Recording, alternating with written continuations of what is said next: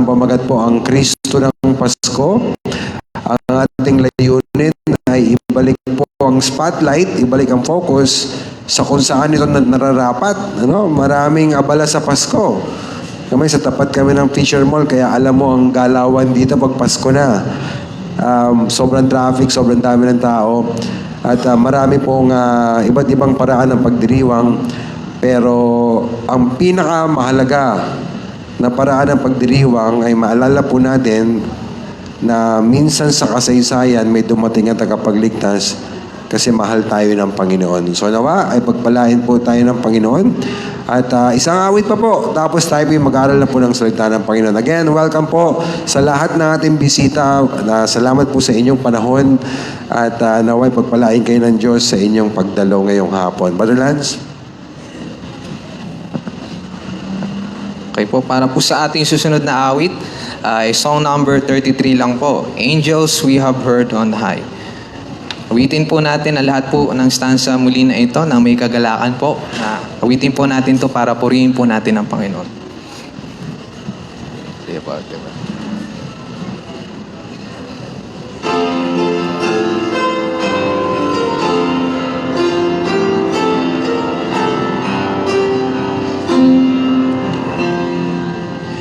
Angels we have heard on high, sweetly singing o'er the plains, and the mountains in reply echo about their joyous strains.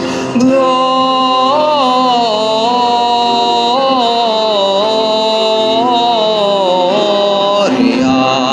in excelsis Deo. Gloria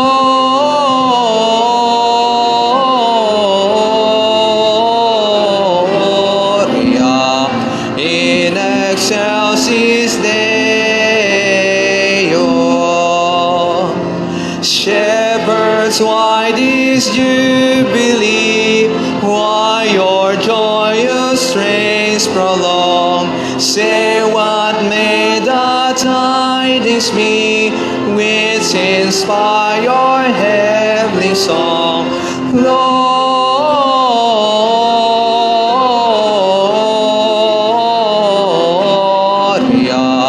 in excelsis Deo.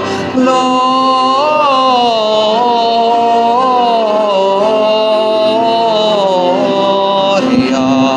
in excelsis Deo. Come to Bethlehem and see him whose birth the angels sing. Come adore on bended knee Christ the Lord, the newborn King. Gloria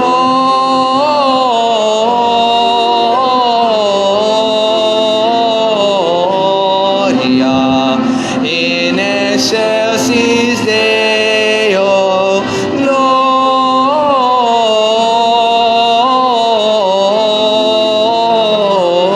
Gloria in excelsis Deo. See him in a manger laid, Jesus, Lord of heaven and earth. Mary, Joseph, lend your aid, with us sing our Savior's birth. Gloria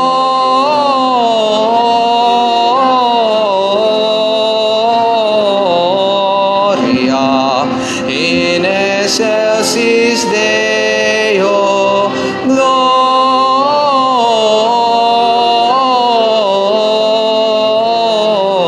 Gloria in excelsis Deo.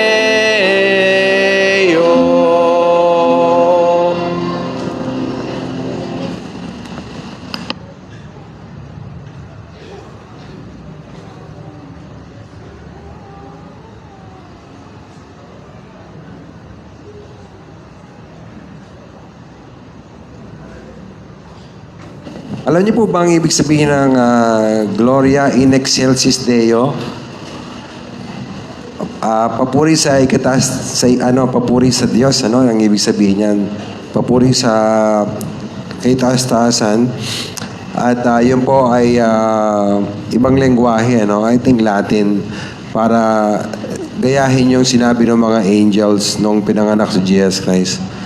Glory to God in the highest. Yun ang English noon. Mas madali pa English kaysa sa Tagalog, Alright. Ang ating pong layunin ngayon ay mag-aral po ng salita ng Panginoon. At maya-mayang kaunti, meron po tayong mga, ang tawag doon ay Bible verses, mga bahagi ng Bible na ipopost natin dito para po sa ating pagbabasa, para makasubaybay tayo sa ating pag-aaral. Bago po tayo magpatuloy, pwede po bang manalangin po muna tayo? Tayo po mag-pray. Salamat, Panginoon, sa pagkakataon na kami po'y makapag-aaral ng salita ng Diyos at ma-remind kami at malaman namin kung di pa namin nalalaman kung ano po ang ibig sabihin ng Kapaskuhan at bakit ito mahalaga at ano po ang kaugnayan nito sa buhay namin. Panginoon, kausapin niyo po kami. Kayo po ang manguna sa amin. In Jesus' name, Amen. Kahit anong sabihin ng iba, ang pinaka-purpose talaga ng Christmas, alalahanin natin na dumating ang tagapagligtas. Lalo sa ating mga Pilipino, bahagi na yan ng kultura natin, pero hindi lang ng kultura, kundi ng salita ng Diyos. At ganun pa man po, kahit yan ang pinaka-purpose ng Christmas, tungkol kay Jesus Christ, marami pa ring tao ang masasabi natin na iba-iba ang paraan na pag-celebrate po ng panahon ng Kapaskuhan, Naalala ko po noong 2003, nakasakay ako sa eroplano, pagkapasko din noon, may katabi po ako na isang taga-India. Siya ay, ang kanyang religion ay Hindu. Gusto kong mag-usap kami tungkol sa salita ng Diyos at that time, so kinakausap ko siya about mga bagay-bagay. At dahil nga panahon ng Christmas, napag-usapan namin yun. At na-surprise ako kasi bilang isang Hindu, sabi niya, alam mo, siyempre English, sabi niya, isa sa mga favorite niyang panahon ay yung Christmas time. At siya at ang pamilya niya nag-celebrate ng Christmas. Hindi ko alam kung ano ibig niya sabihin doon, but bilang Hindu, iba ang pananaw nila tungkol sa Diyos, tungkol sa universe, tungkol sa mga bagay-bagay. So, yan ang example ng isang tao na nag-celebrate ng Christmas, pero sa ibang paraan at hindi konektado sa pinakalayunin kung bakit talaga mayroong Pasko.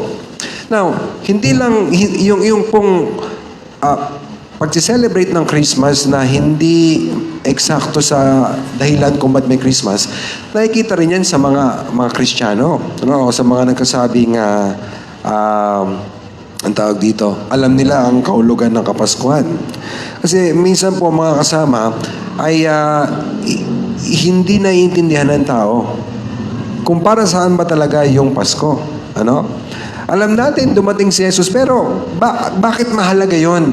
At anong kinalaman ko doon sa nangyari 2,000 years ago? Anong connection nun sa aking buhay? Bakit dumating si Jesus? Okay? Bakit dumating si Jesus? At bakit mahalaga ang pagdating niya? At anong kaugnayan ng pagdating niya sa buhay ko?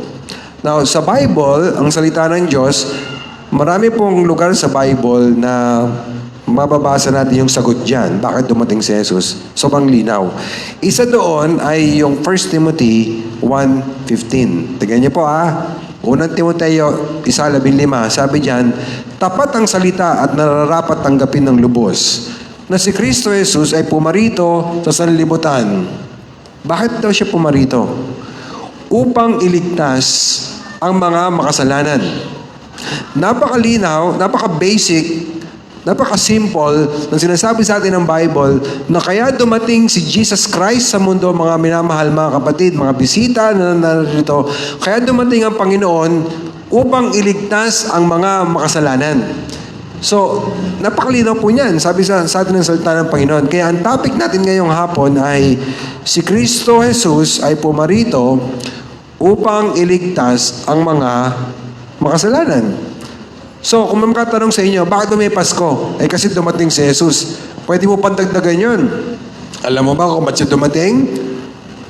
Para iligtas tayong mga makasalanan. Meron tayo ilang puntos sa mensaheng ito. Unang puntos natin, si Jesus po ay ipinangakong tagapagligtas.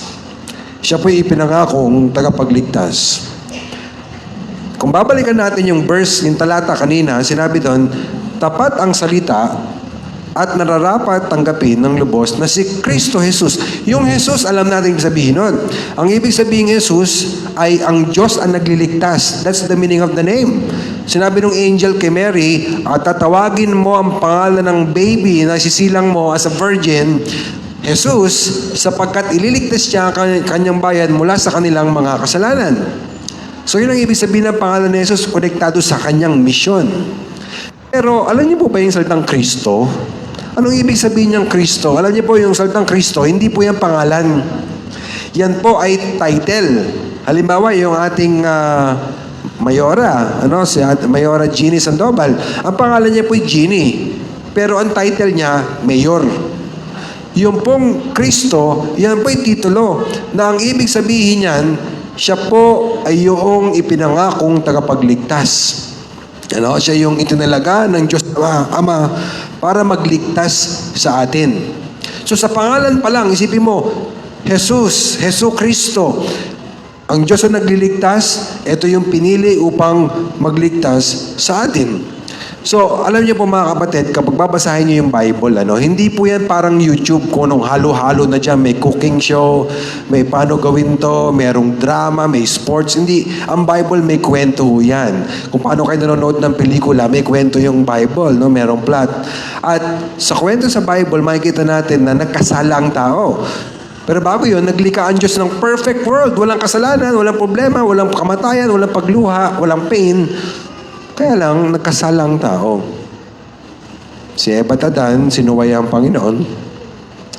At doon po nagsimula ang kamatayan. Pero alam niyo po ba, doon po sa lugar na mababasa niyo na namatay, na nagkasala ang tao, Genesis chapter 3, mababasa rin natin na ang Diyos po gumawa na ng pangako na may darating na tagapagligtas. At yung kwento ng Bible, ang Bible, pag tinignan mo, parang isang libro lang, pero meron yan 66 na libro sa loob ng Bible. 66. At pwede mong hatiin ang 66 na yan sa dalawa. Siguro alam nyo. Anong klaseng testament yung una? Old Testament. Pangalawa naman ay New. At ang mensahe ng Old Testament ay may darating na Savior. May darating na magliligtas sa atin kasi dahil sa ating kasalanan may kaparusahan, pero may darating na Savior. At ang laman ng New Testament naman ay dumating na ang tagapagligtas. So ilang mga bagay lang po dito mga kasama. Nakita natin yung ating first point. Si Jesus ang ipinangakong tagapagligtas. Ibig sabihin yan, yung pagdating niya at lahat na nangyari sa kanya, lahat ng tinuro niya, hindi po iyon aksidente, hindi po iyon random na mga pangyayari na he was at the right place at the right time or wrong place at the wrong time. Hindi po iyon nagkataon lang. Lahat po iyon ay kasama sa disenyo at plano ng Diyos. Yung pagdating ni Jesus, kung sinabi sa awit kanina, late in time, behold Him come. Hindi ibig sabihin na late siya. Ibig sabihin sa last days, dumating ang Diyos. That's the plan of God. Dumating siya exactly kung saan at kailan ang plano ng Diyos Ama. At pangalawa, makikita rin natin dito na dahil si Jesus Christ dumating siya, yun pa'y katuparan ako ng Diyos, ibig sabihin, tinutupad ng Diyos yung mga sinabi niya. Opo, hindi kaya ng mga tao. Di ba tayo minsan, nangangako tayo pero hindi naman natin nagagawa. Hindi dahil ayaw natin tupadin, kundi dahil minsan nagkukulang tayo ng lakas, nagkukulang tayo ng pera, kukulang tayo ng panahon. So kahit tama ang intensyon natin, hindi natin matupad lahat ng promises natin kasi limitado tayo. Pero ang Diyos hindi ganoon. Ibig sabihin, kapag nag-promise ang Diyos ng blessing, gagawin niya yan. Pero sa kabilang banda, kapag nagbigay ang Diyos ng babala, dapat pakinggan. Parito sa sanlibutan upang iligtas, sino yung liligtas niya? Ano po? Ang mga makasalanan. Sino ba itutukoy niyang mga makasalanan? Mga tao. Di ba? Mga tao yan. So, tanongin ko mo kayo. Kung tatanungin natin ang Diyos, ano ang tingin niya sa mga tao? Makasalanan o hindi? Kasalanan. Kasi kaya nga ligtas sa kasalanan, kasi point number 2, itinitignan ng Diyos ang lahat ng tao bilang mga makasalanan. Hindi ko alam kung ano tingin nyo sa sarili ninyo, no? Tingin ko, Pastor, mabait naman ako, lalo na kumpara dun sa kapitbahay ko na yun. Hindi po importante kung ano ang tingin natin sa sarili natin. Hindi rin po masyado mahalaga kung ano po ang turing ng tao sa atin, pagkilatis ng tao sa atin. Ang pinakamahalaga, ano ba tingin ng Diyos sa atin? Sapagkat sa bandang huli, siya ang judge. At ang sabi ng Bible, dumating ang anak ng Diyos para iligtas ang mga makasalanan. Alam nyo, ang Diyos hindi nagkakamali, no? Hindi siya nagkakamali. At pinadala po niya ang tagapagligtas sa kasalanan kasi alam niya makasalanan tayo. Kung hindi natin matatanggap na tayo makasalanan, ibig sabihin nagkamali ang Diyos sa pagpadala ng tagapagligtas, hindi naman pala natin siya kailangan. Ano? Ilan sa mga talata sa Bible, sabi sa Isaiah 53 verse 6. Tingnan niyo po ito Isaiah 53 verse 6. Tayong lahat ay gaya ng mga tupang naligaw. Bawat isa sa atin ay lumihis sa kanyang sariling daan. Bawat isa, tayong lahat. Lahat tayo kasama rito na hindi natin sinusunod ang kalooban ng Panginoon na para tayo mga tupa na lumilihis sa kalooban ng ating pastol. Sinabi dyan na bawat isa sa atin ay lumihis. Meron tayong sariling daan. Ito ang kalooban ng Diyos sa atin. Ito ang nais ng Diyos sa atin. Pero may sarili tayong plano sa buhay natin. May sarili tayong gusto sa buhay natin. Ito ang utos ng Diyos. Minsan sinasabi natin, ayoko yan. May iba akong gusto. Sabi sa Ecclesiastes 7:20, tunay na walang matuwid sa lupa. Ibig sabihin ng matuwid, sumusunod sa utos. Wala raw matuwid sa lupa na gumagawa ng mabuti at hindi nagkakasala. Hindi ibig sabihin na makasalanan tayo, wala na tayong ginawang kabutihan. Kundi ang ibig sabihin lang po na noon mga kapatid, ay yung ating po mga nagagawa, tayo po'y guilty sa harapan ng Panginoon dahil po sa ating mga kasalanan. So marahil lang kagawa tayo ng mabuti. At ako'y naniniwala na lahat tayo dito may nagawa ng kabutihan sa kapwa natin, sa ibang tao. Ngunit mga kapatid, wala po sa atin na simula hanggang huli, puro kabutihan ang ginagawa natin. Walang ganon, sabi ng Panginoon. Example, mga kapatid, kaya po ba niyong bibilangin kung ilang kasinungalingan na ang nasabi natin? Ako, di ko na kayang bilangin yun. Lalo na ng mga bata-bata pa tayo, di ba? Meron ka bang, kasi sabi ng Bible, huwag tayong magsisinungaling, kasama yun sa 10 utos. Meron ka bang kinuha na hindi sa'yo? Kasi ang sabi ng Bible, huwag magnanakaw. Hindi na mahalaga kung piso yan, o 1,000 o 10,000. Basta kinuha mo, hindi sa'yo, magnanakaw yan. Ang sabi ng Bible, huwag natin gagamitin ang pangalan ng Diyos sa walang kabuluhan. Meron na ba tayong pagkakataon na nagulat tayo tapos nagamit natin ang pangalan ng Diyos? Walang kabuluhan? Tayo ba tumingin sa isang babae o kung ikay babae, tumingin sa isang lalaki at nagnasa ka ng di maganda sa isip mo? Kasi ang sabi ng Bible to, pangangalo niya yun sa puso. Ang kasalanan po ay paglabag sa utos ng Diyos. Alam nyo, yun ang pinakamalaking problema ng tao. Bakit po? Kasi ang ipinadala ng Diyos, dumating siya dito bilang tagapagligtas sa kasalanan. Hindi siya dumating dito bilang ekonomista para turuan tayo mag-manage ng mga pera natin. Hindi siya pumarito para isang politiko para ayusin yung sistema ng gobyerno. Hindi siya pumarito bilang doktor, medical doctor, para pagalingin lang yung mga sakit natin sa physical. Hindi siya pumarito bilang academic instructor para tuturan tayo, para maging matalino tayong lahat academically speaking. Pumunta rito ang anak ng Diyos bilang tagapagligtas sa kasalanan. Ano ibig sabihin ng mga kapatid? The greatest problem na meron tayo ngayon ay kasalanan. Alam nyo, gano'ng kahalaga to? Mahalaga po na tanggapin natin yung punto de vista ng Diyos sa atin. point of view sa mga kabataan, punto de vista. Kailangan tanggapin natin na ganito ang tingin ng Diyos sa atin. Kasi mga kapatid, kung hindi natin matanggap na tayo yung makasalanan sa harapan ng Diyos, hindi rin natin papakinggan kung ano ang lunas. What is the cure? Anong solusyon ng Panginoon para mapatawad tayo? Sa Bible may kwentong ganyan. Yung Pariseo, tsaka yung Publikano. Pariseo, pag mataas, buti na nanalangin sa templo, buti na lang, hindi ako kagaya ng mga taong ganyan, mga mandurugas, mga... Samantalang yung isa, sabi niya, hindi man siya makatingin, hindi man siya makalapit sa Panginoon. Sinusuntok niya yung dibdib niya, ako yung isang makasalanan. Sabi ni Jesus Christ, siya nagkwento nun, yung maamin ng kasalanan, yun yung naligtas. Yung ayaw umamin na natiling hindi ligtas. Ngayon, paano naman dumating si Jesus bilang tagapagligtas? Ano ba ginawa niya? Well, point number 3. Sa point number 3, simula ngayon, bibilis na yung pag-aaral natin. Ano? Point number 3, si Jesus ay namatay para sa ating mga kasalanan at muling nabuhay. So pag sinabi mo na Savior siya, hindi lang yung pagkapanganak o dumating ang tagapagligtas kasi pinanganak siya. Mahalaga yun. Pero tandaan natin, yung baby na yon, hindi yun nanatiling sanggol. Yun po ay lumaki. Yung pong mga kamay na napaka-delicate, napakalambot, mga paa na napakalambot ng sanggol na yon, dating isang araw, tutusukan ng ano yon, pako. Yung ulo ng baby, himlay, doon sa hay, o doon sa ano, kung meron man silang cloth, yung ulo na yan, kukoronahan ng tinik yun. Someday. Of course, yung kanyang mukha. Siguro, nakita siya ni Mary and Joseph, napakaamo. The same face, ang sabi sa atin sa Bible, hindi mo na makikilala sa gulpi. Sa gulpit, sa buntal, at sa bunot. Hampas.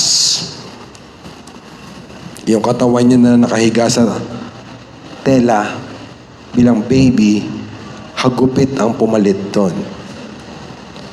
Ang sabi po sa 1 Corinthians 15:3-5, tingnan po natin to. Sapagkat ibinigay ko sa inyo una sa lahat ang akin din tinanggap na si Kristo Jesus ay namatay. Bakit ba mamamatay siya? Para sa ating mga kasalanan. Alam nyo, that's the reason kung bakit dapat nating ipagdiwang ang Pasko kasi dumating ang tagapagligtas ay yung tagapagligtas na yun lumaki, namuhay ng perpekto at namatay para bayaran ang ating mga kasalanan. Ibig sabihin, tayo ang may kasalanan, siya ang nagbayad ng fine. Siya ang nagbayad ng penalty. Sabi diyan, siya ay namatay para sa ating kasalanan. Verse 4, at siya inilibing kasi talaga namatay. At muling binuhay, nakita niyo po yung sinabi diyan, muling binuhay. Ibig sabihin, may nagbuhay sa kanya. Sino yun? Yung Diyos Ama. Mahalaga ba na binuhay siya ng Diyos Ama? Yes. Kasi ibig sabihin na binuhay siya ng Diyos Ama, tinanggap ng Diyos Ama yung pagbabayad ni Jesus para huwag na tayo maparusahan. And then sinabi diyan, muling binuhay na ikatlong araw, verse 5, at siya nagpakita. May mga witnesses. Hindi ito sabi-sabi sa tabi-tabi. Marami nakakita sa kanya. Hindi lang natin tutuloy yung mga susunod na verses. Marami nakakita sa kanya. At one time, 500 people. Sabay-sabay. Yung bayad na dapat tayo magbayad ng ating kasalanan.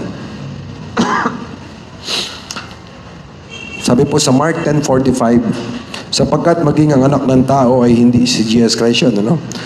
Ay hindi na parito upang paglingkuran, kundi upang maglingkod at ibigay. Tingnan po kayo, bakit namatay si Jesus? Dahil sa ating kasalanan. So, ibig sabihin, ganito mga kasama, yung kasalanan pala, hindi ito maliit na bagay sa Diyos.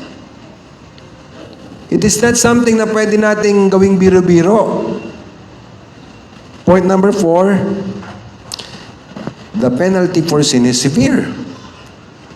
Grabe yung kasi tingnan niyo po kung sa ating mga kasalanan, wala naman palang mangyayari sa ating masama pag namatay tayo, bakit ang anak ng Diyos magkakatawang tao para mamatay para sa atin? Alam niyo, according sa record, deaths na lahat yun. Patay na sila. Dating ang panahon, pag usad ng panahon, tayong lahat ng generation natin, mawawala na sa mundo na to. Why? Lahat ng tao na mamatay, for the very simple reason, ang sabi ng Bible, dahil lahat ng tao ay nagkasala. That's the penalty of sin. Alam niyo po ba na merong second kind of death? Alam natin, una lang kamatayan, ano? Saint Peter. Pag namatay ka, Saint Peter ka.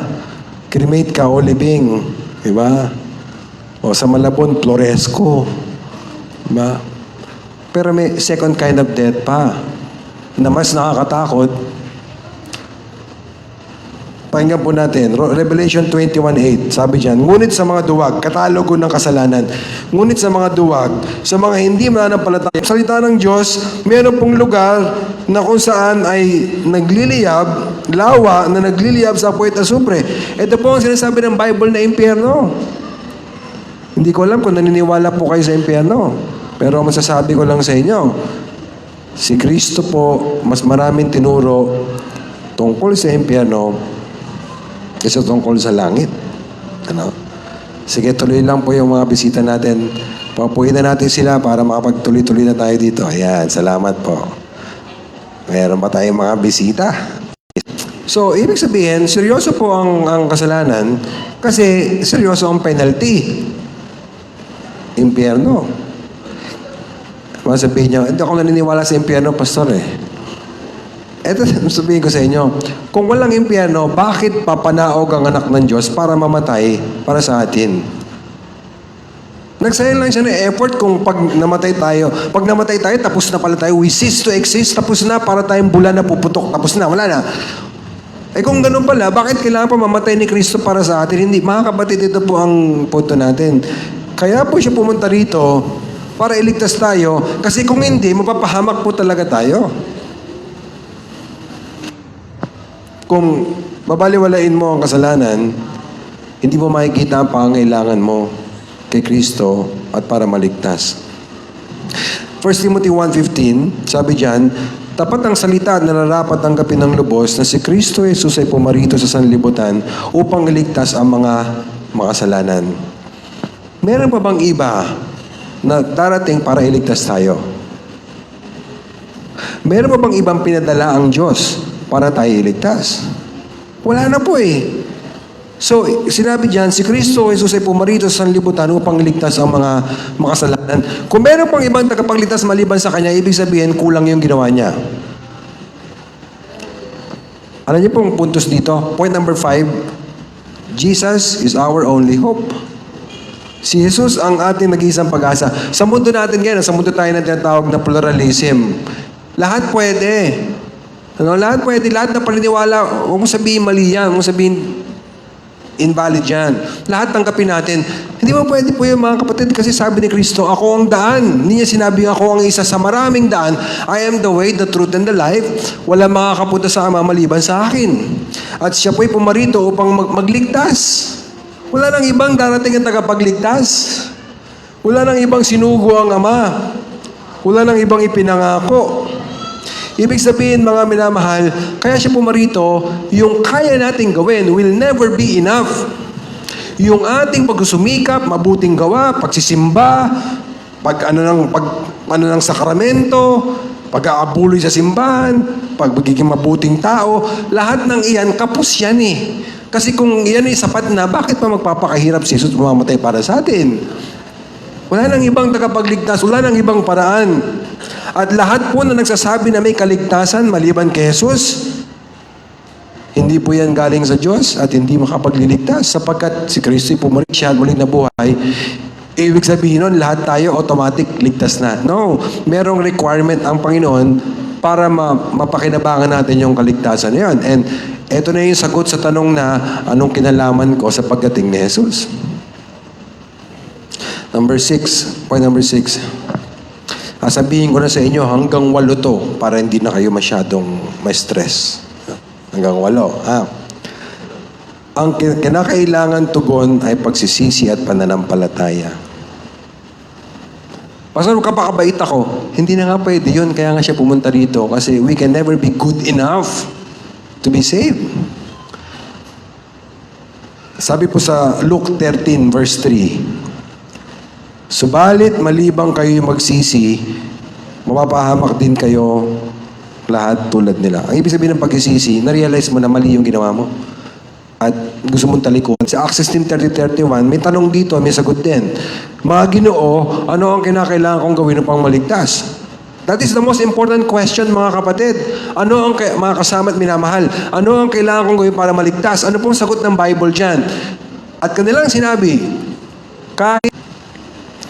alam mo, kahit guilty ka, pwede ka mapatawad ng Diyos. Bakit? Kasi binayaran na ni Jesus ang kasalanan mo. So, at the end of the day, it's your choice. Sino gusto mo magbayad ng kasalanan mo? Ikaw sa impyerno or si Jesus Christ pag nanampalataya ka na si Kristo ay pumarito para sa sanlibutan upang ligtas sa mga makasalanan. So, ibig sabihin, mga kapatid, point number 7, salvation